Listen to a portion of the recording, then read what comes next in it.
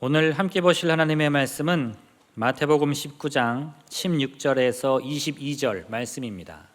마태복음 19장 16절에서 22절 말씀 제가 봉독하겠습니다.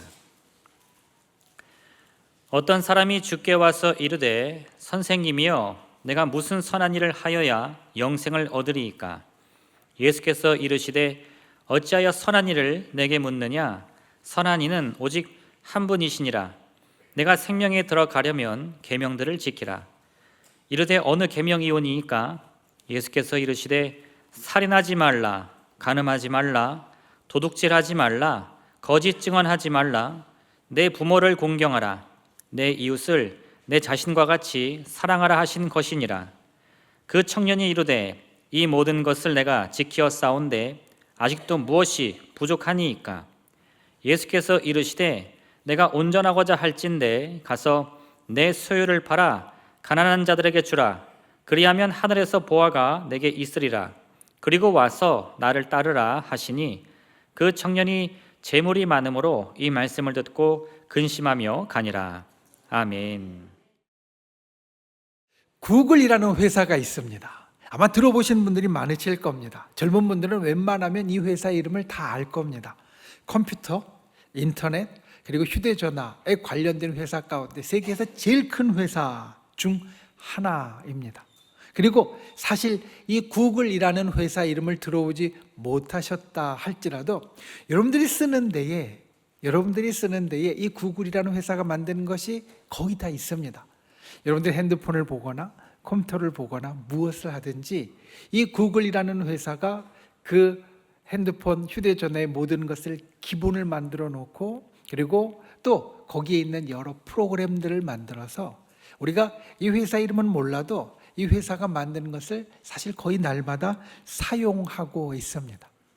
세계에서 거의 제일 큰 IT 회사인 이 구글이라는 데에서 한 자회사를 세웠습니다. 한 회사를 세웠습니다. 그 이름이 칼리코입니다. 2013년에 세웠는데요. 이 회사가 하는 일은 무엇이냐? 인간을 500살까지 살게 하는 프로젝트를 연구합니다. 그러니까 이 회사는 사실은 컴퓨터, 인터넷, 휴대전화 이런 것들을 하는 회사인데 그 회사에서 전적으로 세운 회사 하나가 인간을 500살까지 살게 하려면 무엇이 필요한지 인간의 세포에 대해서 연구하고 또 동물에 대해서 연구를 하면서 이 프로젝트를 진행하고 있다라는 겁니다. 한편으로는 생소하지만 또 한편으로는 관심이 갑니다. 그 큰 회사에서 인간을 500살까지 살 수 있도록 연구를 한다고? 귀가 솔깃합니다. 왜냐하면 우리 인간은 모두 다 영생에 관심이 있기 때문입니다.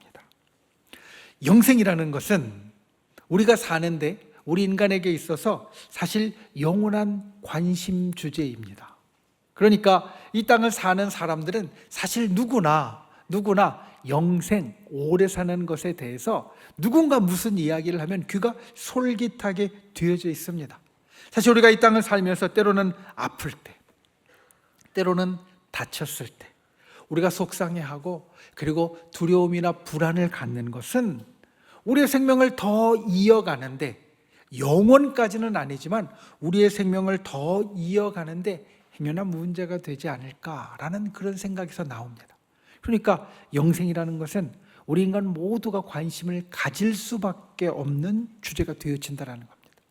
오늘 예수님과 청년이 나누는 대화의 주제가 바로 이것입니다.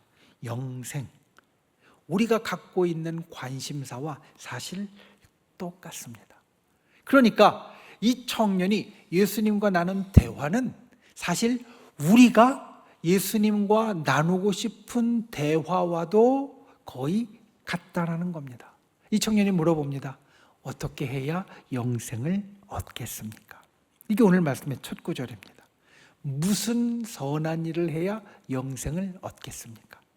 그리고 오늘 우리가 읽은 말씀의 가장 마지막 절 22절 말씀을 보면 이 청년이 대답을 얻고 나서 근심하며 돌아갔다. 이렇게 말합니다. 영생에 대해서 묻고 영생에 대한 대답을 들었는데 근심하며 돌아갔다라는 겁니다. 만약 우리가 예수님께 와서 질문을 던졌다면 우리의 마지막은 과연 어떠할까? 우리가 돌아가는 모습은 어떠할까? 오늘 이 청년처럼 근심하며 돌아가는 자가 될까? 아니면 이 청년과 다르게 기쁨으로 돌아가는 사람이 될까? 오늘 우리가 마태복음 19장의 이 말씀을 보면서 이것을 우리가 다시 한번 보고 바라기는 저와 여러분이 이 말씀을 들은 후에 기쁨으로 돌아갈 수 있는, 기쁨으로 주님 앞에 설 수 있는 귀한 은혜가 있기를 예수님의 이름으로 축원을 드립니다. 첫 번째, 선함과 영생은 오직 하나님께로부터만 나옵니다. 선함, 영생, 오늘 말씀이 이야기하는 중요한 주제입니다. 부자 청년이 와서 물었습니다. 무슨 선한 일을 하여야 영생을 얻겠습니까? 그런데 오늘 말씀의 이 두 주제, 선함과 영생은 오직 하나님께로부터만 나옵니다. 우리가 어떻게 영생을 얻을까? 이 부자 청년이 와서 예수님께 물어볼 때는 나름대로 생각이 있었을 겁니다. 아무 생각하지 않고 갑자기 머릿속에서 떠오르는 것을 질문하진 않았을 겁니다. 만약 갑자기 생각나는 것을 질문했다면 이 청년은 예수님과 얘기를 이렇게 오래 하지 못했을 겁니다. 예수님이 첫 번째 대답하면 아 그래요 예수님? 하고 돌아갔을 겁니다. 이 청년이 무언가 영생에 대해서 자기 생각을 갖고 있었기 때문에 그러면 내가 이렇게 했는데 그 다음엔 어떻게 해야 되겠습니까? 그 다음엔 어떻게 해야 되겠습니까? 질문하고 대화를 이어나가고 조금 더 이야기하면 토론하고 논쟁을 하게 되었다는 겁니다. 이 청년이 갖고 있었던 생각, 자기가 가지고 예수님 앞에 왔던 생각, 그 생각은 사실 우리가 가진 생각과 거의 같습니다. 이 청년의 생각이 무엇이었느냐? 선한 일을 해야 영생을 얻는다. 이것이었습니다. 그래서 내가 무슨 선한 일을 해야 영생을 얻겠습니까? 예수님께 이렇게 물어봅니다. 우리도 사실 그렇게 생각합니다. 선한 일을 해야 영생을 얻는다.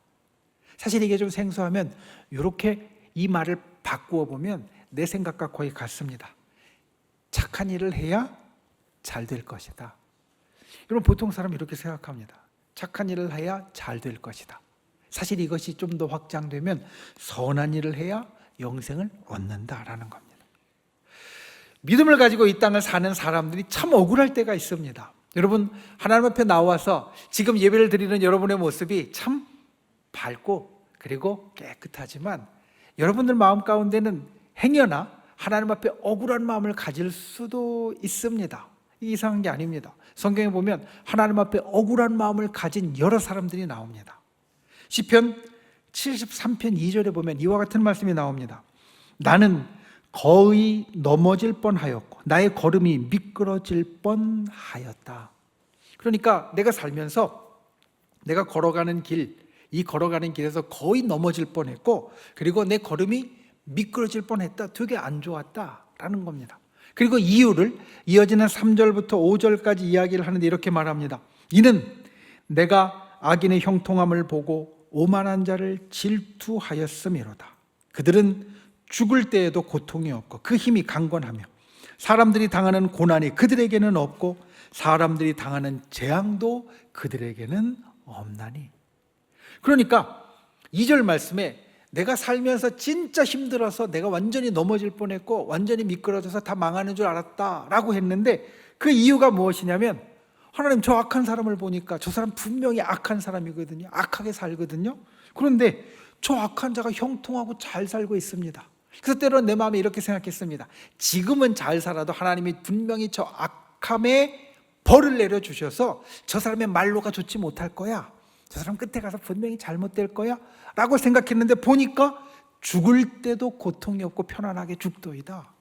그리고 다른 사람에게 있는 재앙도 다른 사람에게 있는 고난도 저 사람에게는 없으니 내가 진짜 억울합니다. 내 인생이 망할 뻔했습니다. 이렇게 이야기를 하는 겁니다. 그러니까 악인의 형통함을 보니까 진짜 억울해서 내 인생이 그냥 끝나는 것 같습니다. 하나님 나는 선하게 살았는데 그리고 아시잖아요. 선하게 살려면 내가 손해도 봐야 되고, 선하게 살려면 때로는 내가 하고 싶은 것도 다 참아야 되고, 선하게 살려면 무언가 내게 안 좋은 일들도 있을 수 있는데 그거 다 감수하고 선하게 살았는데, 선하게 사는 나는 별로 잘 안 되고 악하게 사는 저 사람은 잘 되는 것을 보니까 진짜 억울합니다. 이겁니다. 시편의 여러 말씀 가운데 잠언에도 이와 같은 말씀이 나옵니다. 하나님 앞에 나와서 신앙이 좋은 사람이 내가 진짜 억울하다고 토로하는 겁니다. 이유는 우리의 생각이 이렇기 때문입니다. 선하게 살아야 잘 되고 선하게 살아야 영생을 얻는다, 이런 생각을 우리가 보통 기본으로 가지고 있기 때문입니다. 물론 이게 틀린 게 아닙니다. 성경은 우리 하나님의 백성들, 하나님의 자녀들에게 선하게 살라고 정말 많이 말씀합니다. 그런데 중요한 건 이게 진짜 맞는 말도 아닙니다. 왜냐하면 선하게 산다고 다 잘 되는 것 아니고 선하게 산다고 다 영생을 얻는 것이 아니기 때문입니다. 오늘 예수님은 이렇게 이야기하십니다. 무슨 선한 일을 하여야 영생을 얻겠습니까? 라고 이 청년이 물어보자 이 세상에 선한 분은 오직 한 분이시다. 그리고 나서 이 청년에게 이야기하십니다. 계명을 지키면서 살아라. 우리가 이번 달에 율법에 대한 말씀을 암송하고 있습니다. 잠언서 29장 18절 말씀, 그 하반절이 율법을 지키는 자는 복이 있나이다 라는 말씀입니다.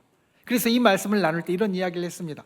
하나님께서 우리들에게 계명을 주신 이유, 하나님께서 우리들에게 율법을 주신 이유, 그것은 하나님과 동행하는 방법을 우리들에게 알려주시는 것이다. 선하신 하나님이 우리가 그 하나님의 선하심을 따라 살려면 이런 것들을 지키며 살고 이런 것들을 나의 삶 가운데 이루면서 살아야 한다라는 겁니다. 그래서 이 청년이 이야기를 합니다. 예수님, 내가 그걸 다 지켰습니다. 내가 계명을 다 지켰습니다. 그런데 무엇이 더 부족합니까? 그래서 예수님이 이 청년에게 다시 한번 대답합니다. 내 소유를 다 팔아서 가난한 자들에게 주라. 그리하면 하늘의 보화가 내게 있을 것이다. 그리고 너는 나를 따라오너라.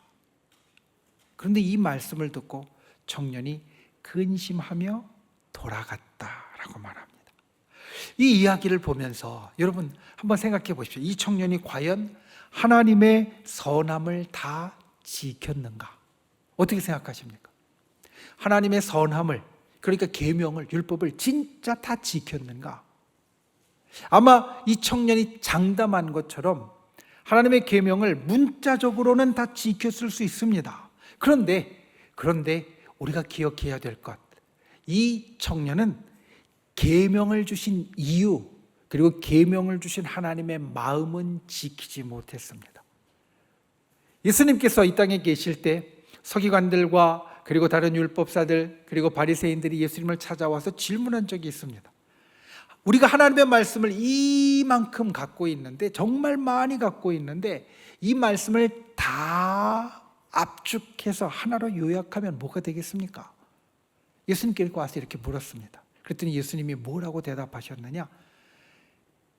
율법과 선지자의 강령을 다 요약하면 첫째는 너희 하나님을 진짜 사랑하라는 것이고, 두 번째는 이웃을 진짜 사랑하라는 것이다. 성경에 있는 모든 말씀은 이것 안에 다 모을 수 있다. 예수님이 이렇게 말씀하셨습니다. 그러니까 성경에 많은 계명과 율법들이 있는데 그 계명과 율법을 주신 하나님의 마음은 무엇이냐? 하나님을 사랑하고 사람을 진짜 사랑하라는 겁니다. 그럼 이 청년을 다시 한번 생각해 보십시오. 율법을 다 지켰다라고 했습니다. 그런데 마지막에 예수님이 말씀하셨거든요. 네가 가진 것들을 다 팔아서 가난한 자들, 다른 이웃들에게 좀 도와주어라. 그랬더니 못하겠다는 겁니다. 그러니 이 청년의 반응을 보면 이 청년은 하나님의 계명을, 하나님의 율법을 본인은 다 지켰다라고 이야기하지만 그 율법의 이유, 그 율법의 마음, 하나님께서 그 율법을 주신 의도는 지키지 못한 겁니다. 하나님의 선함에 이르지 못하는 겁니다. 하나님의 선함에 정말 많이 부족한 겁니다. 그런데 이 청년의 모습은 사실 이 청년만의 모습이 아닙니다. 우리의 모습도 이와 같습니다. 여러분, 우리가 착해야 잘 되고, 그리고 착해야 영생을 얻는다라고 생각하지만 우리의 선함은 온전할 수 없다는 겁니다. 내가 착한 일을 아무리 많이 하였다 할지라도 그것은 다른 사람들에 비해서 상대적으로 착하고 선한 것이지 그 정도의 선함으로는 영생에 다가갈 수 없다. 이것을 이야기하시는 겁니다. 영생을 얻을 만한 선이 있다면, 우리의 생각대로 영생이 선함과 연결되어져 있다면 그 선은 오직 하나님만 가능하시고 하나님께로부터만 나온다. 그래서 우리가 이것을 인정하고 이루어가는 신앙의 삶을 살아야 한다라고 오늘 예수님은 말씀하시는 겁니다. 여러분, 우리가 신앙생활하면서 꼭 기억하십시오. 나는 착하게 살았어요, 하나님.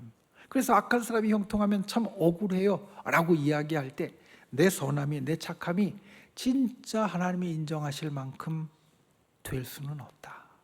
그러니까 하나님 앞에 언제나 겸손한 마음을 가지고 하나님 옆에 붙어서 하나님의 선함이 내게 오도록 바라는 자가 되어야 한다는 겁니다.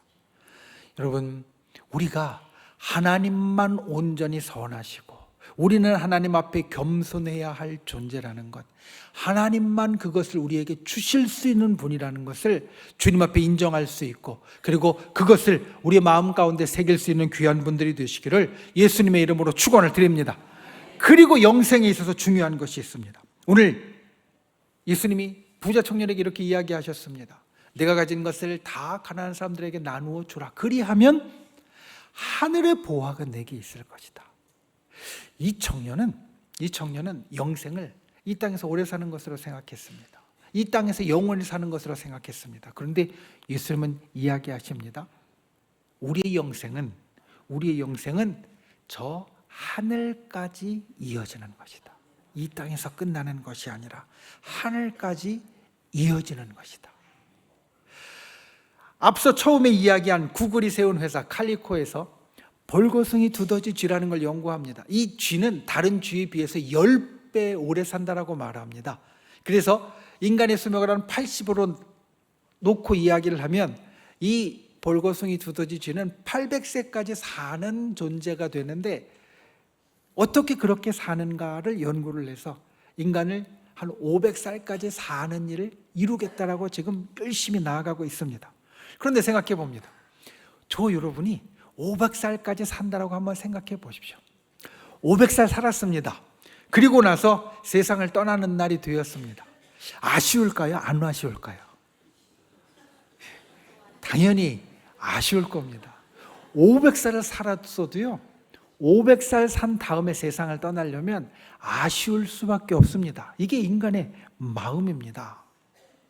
그러니까 하나님께서 계획하신 영생은 우리가 이 땅에서 오래 사는 것이 아니라 저 하늘까지 이어지는 진짜 영원한 삶, 진짜 영원한 삶을 주님은 우리를 위하여 계획하셨다는 겁니다.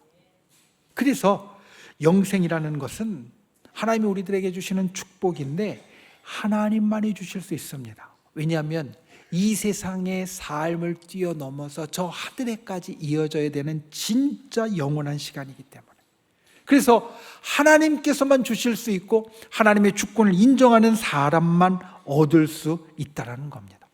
온전한 선함이 주님만 가지시고 주님만 주실 수 있는 것처럼 온전한 영생도 하나님께서만 주실 수 있고 하나님께서만 이루실 수 있습니다. 우리가 이것을 믿음 안에서 분명하게 알아야 합니다. 이 영생을 확신한다면 내가 이 땅에서 때로는 연약해도, 내가 이 땅에서 때로는 병들어도 우리는 담대할 수 있습니다. 왜냐하면 우리는 저 하늘까지 이어지는 영혼의 시간이 주어진 사람이기 때문입니다. 부자 청년처럼 근심하며 돌아가는 것이 아니라 기쁨으로 돌아갈 수 있다는 겁니다. 왜냐하면 우리는 하늘까지 이어지는 영생을 바라보고 소유한 사람들이니까. 저 여러분이 이와 같은 분들이 되시기를 바랍니다. 믿음 생활을 하면서 온전한 선함과 온전한 영생은 오직 하나님께로부터만 나온다는 것을 알고 그것을 소유하는 분들이 되시기를 바랍니다. 그리고 그 하나님의 축복 가운데 온전한 선함을 주님으로부터 받고 온전한 영생을 주님으로부터 받고 담대하게 살아가는 그러한 복된 인생이 되시기를 예수님의 이름으로 축원을 드립니다.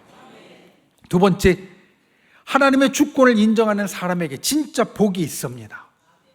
하나님의 주권을 인정하는 사람에게 진짜 복이 있습니다. 이 두 번째 제목을 사실 많이 고민했습니다. 제일 처음엔 이렇게 했습니다. 하나님의 주권을 인정하는 사람에게 축복이 있습니다. 그런데 좀 약한 것 같아요. 그래서 이 제목을 이렇게 좀 바꿔봤습니다. 하나님의 주권을 인정하는 사람이 행복합니다. 행복이 있습니다. 그런데 말씀을 계속 보면서 오늘 말씀에서 진짜 우리가 누릴 수 있는 복은 이 두 가지를 다 포함하는 것이다. 그러니까 축복, 하나님이 주권적으로 주시는 것과 행복, 우리가 진짜 기쁘게 이 땅을 살아가는 것이 같이 있는 것이다 라는 것을 이야기해 주고 싶었습니다. 여러분들과 나누고 싶었습니다. 그래서 하나님의 주권을 인정하는 사람에게 진짜 축복과 행복이 있습니다. 너무 길더라고요. 그래서 그냥 하나로 줄였습니다. 진짜 복이 있습니다. 하나님의 주권을 인정하는 사람에게 축복과 행복이 합쳐진 진짜 복이 있습니다. 오늘 이 청년의 모습을 보면 이 청년의 모습 가운데 극적인 반전이 생깁니다. 이 부자 청년은 굉장히 적극적인 사람입니다. 어떻게 하냐면 예수님께 찾아와서 질문을 하고요. 그 질문을 단순하게 하고 끝나는 것이 아니라 예수님과 대화, 아까 이야기했지만 토론, 논쟁을 합니다. 그런데 지금이 어떤 때냐면 예수님의 공생의 사역에 막바지입니다. 지금 예수님은 예루살렘으로 가시는 길입니다. 예루살렘으로 들어가시면 종려주일에 있었던 것 같이 모든 사람이 예수님을 왕으로 환영하여 맞아들이고 그리고 얼마 있다가 십자가에 달려 돌아가실 겁니다. 예수님이 3년 반 동안 사역을 하시면서 예수님의 인기가 그리고 예수님이 받는 존경이 거의 절정에 다다랐을 때입니다. 그 예수님께 사람들이 다가간다는 것은 사실 쉬운 일이 아닙니다. 그렇게 인기가 있고 그렇게 많은 존경을 받는 분에게 찾아가서 말을 건다는 건 굉장히 용기가 필요한 일입니다. 여러분 생각해 보십시오. 얼마 전에 우리가 말씀에서 보았던 12의 혈루증 앓는 여인, 12해 동안 진짜 병으로 오래 고생했습니다. 정말 간절했을 겁니다. 예수님을 찾아왔는데요, 차마 용기가 안 났습니다. 그래서 어떻게 했습니까? 뒤로 와서 가만히 예수님의 옷에 손을 댔거든요. 이게 사람들의 보통 모습입니다. 예수님은 그만큼 지금 아우라, 카리스마를 갖고 계신 분입니다. 그런데 그 예수님께 와서 질문을 하고 토론을 하고 논쟁을 한다? 이 부자 청년은 굉장히 적극적인 사람입니다. 용기가 있는 사람입니다. 그런데 그가 가진 용기와 그가 가진 적극성이 오늘 말씀의 마지막에 보면 극적으로 전환됩니다. 바뀝니다. 이 말씀의 마지막 22절 말씀, 근심하여 돌아갔다. 예수님과 나누던 대화에서 더 이상 예수님의 말씀에 질문도 하지 않고요, 대화도 하지 않고 논쟁도 하지 않고 풀이 확 죽어서 돌아서 근심하며, 옆에 있는 사람들이 볼 때도 저 청년의 얼굴에 근심이 가득 찼다라고 볼 정도로 그렇게 갑자기 바뀌어서 돌아갔다라는 겁니다. 씩씩하고 용감하고 적극적인 모습과 풀이 확 죽어서 근심하여 돌아가는 모습, 이 두 개의 극적인 반전의 중간에 어떤 일이 있었느냐? 바로 재물이 있었습니다. 이 청년은 말 그대로 부자였습니다. 재물이 많았습니다. 그런데 예수님께서 그 재물을 다 나누어 주고 예수님을 따라오라라는 말씀에 갑자기 바뀝니다. 이 모습이 이 모습으로. 여러분 한번 질문해 보십시오. 우리에게 많은 재물이 있다면 그 재물은 축복입니까? 근심입니까? 우리에게 많은 재물이 있다면 그 재물은 나에게 축복입니까? 근심입니까? 축복입니다. 맞습니다. 그런데 우리가 용감하게 대답하지 못하는 건 근심이 될 때도 있다고 생각하니까 그렇습니다. 성경은 재물을 우리에게 축복이라고 사실 말씀하고 있습니다. 하나님께서 아브라함을 축복하실 때에 그를 축복하시는 방법이 무엇이었느냐? 그에게 재물을 주셔서 부하게 하시는 겁니다. 하나님께서 이삭을 축복하실 때에 이삭에게 축복해 주시는 방법이 무엇이었느냐? 그가 거부가 되어서 재물이 진짜 진짜 많아져서 하나님이 이 사람을 축복해 주신다는 것을 주변에 있는 모든 사람들이 다 알도록 만드신 것이었습니다. 그러니까 재물은 하나님이 우리들에게 주시는 축복입니다. 그런데 우리는 보통 생각합니다. 재물이 많으면 근심이 많아진다. 세상 사람들이 이런 이야기를 합니다. 사람들의 이야기가 재물이 별로 없을 때는 잃을 것도 없어서 발 뻗고 잤는데 재물이 많아지니까 지킬 게 많아져서 발 뻗고 자기 힘들더라 라는 이야기를 합니다. 사실 재물이 많은 사람은 그 재물을 지키려고 전쟁도 불사합니다. 재물이 많은 나라들이 전쟁도 많이 일으킵니다. 지킬 것이 없을 때는 싸울 것도 없었는데 지킬 것이 많아지니까 싸움도 많아집니다. 예수님께 이 부자 청년이 아주 호기롭게 찾아왔습니다. 그리고 그가 가지고 있었던 영생의 문제, 고민하고 있었던 그 문제를 예수님께 털어놓았습니다. 그런데 생각해 보십시오. 이 청년이 다시 돌아갔는데 그가 가진 근심의 제목은 무엇이 되었느냐? 더 이상 영생이 아니었습니다. 재물이었습니다. 재물 때문에 근심하며 돌아갑니다. 분명히 찾아올 때는 영생에 대한 근심, 영생에 대한 문제를 가지고 예수님을 찾아왔는데 돌아갈 때는 재물에 대한 근심만 갖고 돌아갔다라는 겁니다. 여러분, 재물과 부에 대해서 우리가 꼭 기억해야 될 것이 있습니다. 재물은, 부는 사람의 마음을 독점하려고 합니다. 여러분, 이게 재물의 특성입니다. 부의 특성입니다. 부는 사람의 마음을 전적으로 휘어잡아서 다른 마음 갖는 것을 허락하지 않습니다. 안타깝게도 신앙이 있는 사람이나 신앙이 없는 사람이나 크게 다르지 않습니다. 신앙이 있는 사람에게도요, 재물과 부는 그 사람의 마음을 독점하려고 하고요, 신앙이 없는 사람은 더더욱이 그의 마음을 독점하려고 하는 것이 재물과 부입니다. 이 부자 청년을 보십시오. 영생의 문제, 분명히 문제였습니다. 그래서 예수님께 와서 이야기를 했습니다.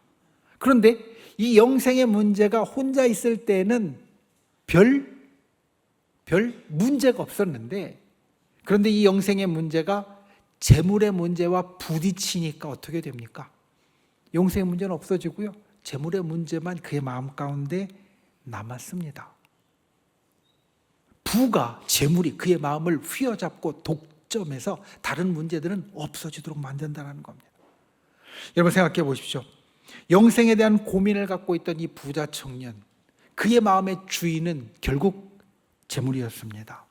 재물이 그 청년의 마음의 주인이 되었고, 이것이 재물과 부가 가진 아주 중요한 속성을 우리에게 일러주는 겁니다. 재물과 부는 우리의 마음을 독점하려고 하지, 나누어 주려고 하지 않습니다. 그래서 사람들은 살면서 자신을 부와 일치시키는 경향이 있습니다. 재물이 많아지면 내 삶이 좋아진 것 같고, 재물이 적어지면 내 삶이 나빠진 것 같습니다.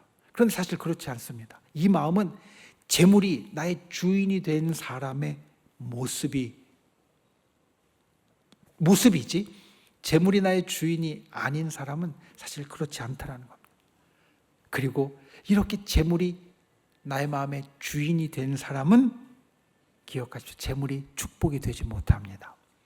재물이 근심의 대상이 되지, 재물이 축복의 대상이 되지 못한다라는 겁니다.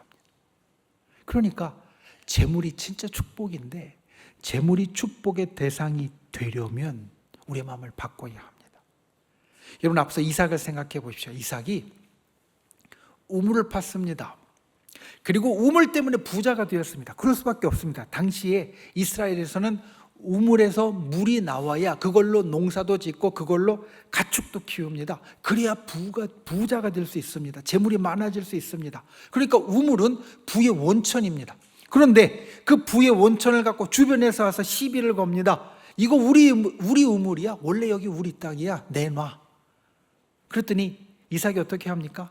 알았어, 너 써. 그러고 옆에 가서 또 땅을 팝니다.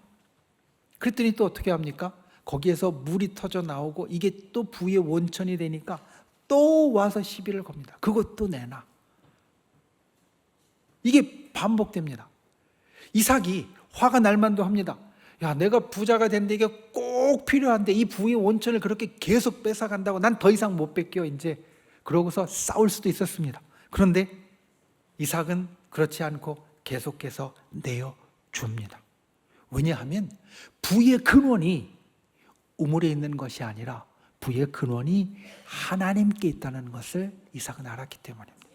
그러니까 가는 곳마다 하나님께서 우물에서 물이 터져 나오게 하시고 가는 곳마다 더 부자가 되도록 만들어 주셨다는 겁니다. 여러분, 이 원칙을 기억하십시오. 부는, 재물은 결과입니다. 그리고 그 부와 재물의 원천은 하나님입니다. 우리가 결과의 마음을 두면 그것이 우리에게 근심이 되고요, 원천의 마음을 두면 이것이 우리에게 축복이 됩니다. 그래서 우리는 부와 재물의 마음을 두는 것이 아니라 하나님께 마음을 두어야 합니다. 이게 저절로 되지 않습니다. 힘써서 해야 됩니다.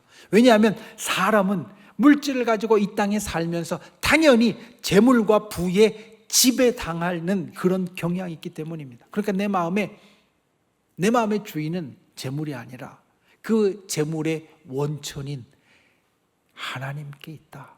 이것을 고백하고 이것으로 내 마음을 움직여 가야만 우리가 그렇게 되어질 수 있고, 그렇게 되어지는 것이 중요한 건 그렇게 되어질 때 재물이 나에게 진짜 축복, 진짜 행복이 되어진다는 겁니다.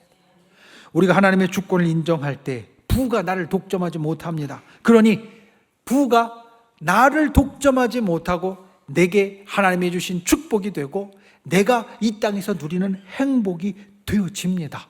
잠언서 10장 22절에 우리에게 이렇게 말합니다. 여호와께서 주시는 복은 사람을 부하게 하고 근심을 겸하여 주지 아니하시느니라.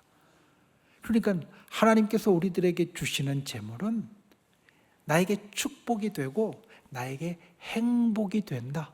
그러기 위하여서는 이게 하나님께로부터 나왔다라는 하나님의 주권을 인정하는 자가 되어야 한다는 겁니다. 이 부자 청년이 이걸 인정 못했습니다. 그러니 결국에는 자기가 가진 재산이 많은데 그게 자기에게 축복거리가 되지 못하고요, 행복한 제목이 되지 못하고요, 근심의 제목이 되어서 돌아가게 됩니다. 우리가 하나님께서 주신 것으로 그게 나에게 축복이 되고 그게 나에게 행복이 되려면 이것을 주께서 나에게 주신 것이다. 이것을 언제나 기억해야 됩니다. 저 여러분이 우리의 삶에서 하나님의 주권을 인정하는 분들이 되시기를 바랍니다.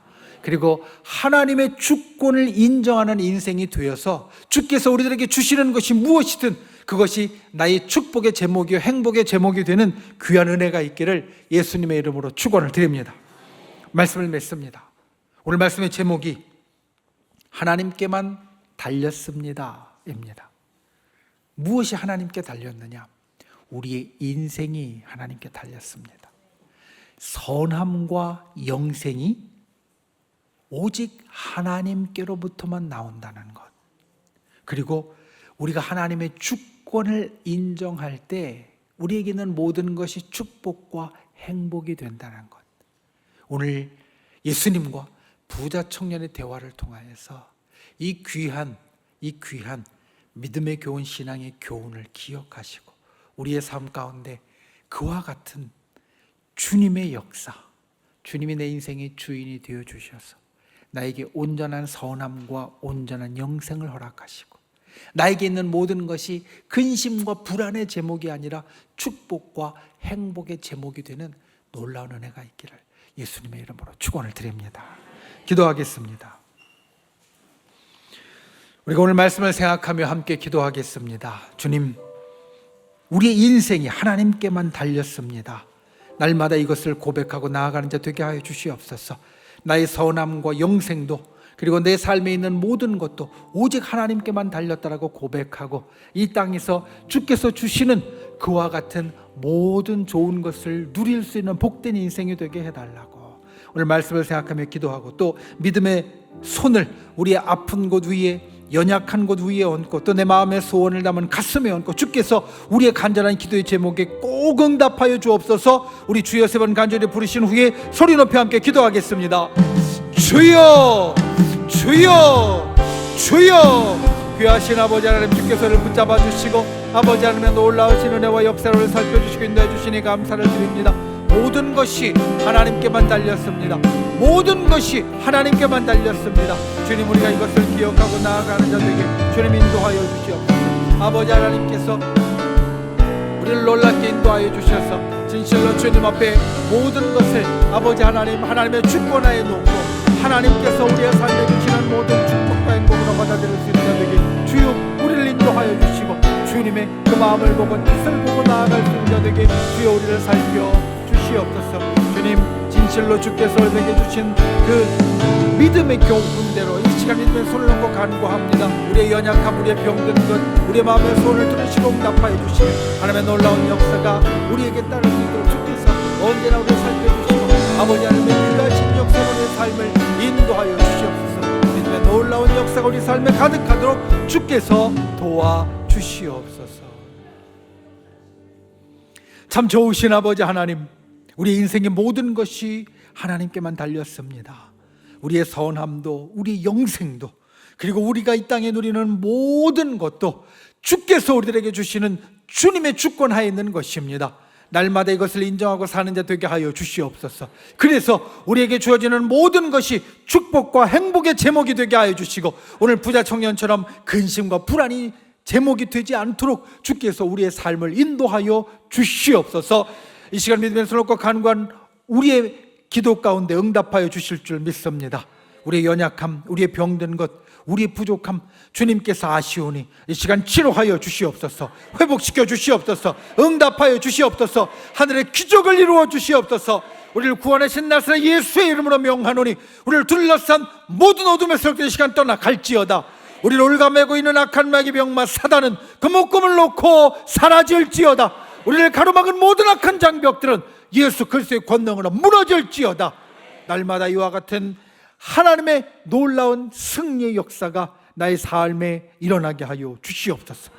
돌아가는 발걸음 지켜주시고 주의 성령으로 우리의 삶을 인도하여 주셔서 그 어떤 것도 내 마음을 흔들지 못하게 하시고 오직 주님만 바라보고 오직 주님만 의뢰하는 인생이 되도록 우리를 붙잡아 주시옵소서. 예수님의 이름으로 간절히 기도하옵나이다. 아멘.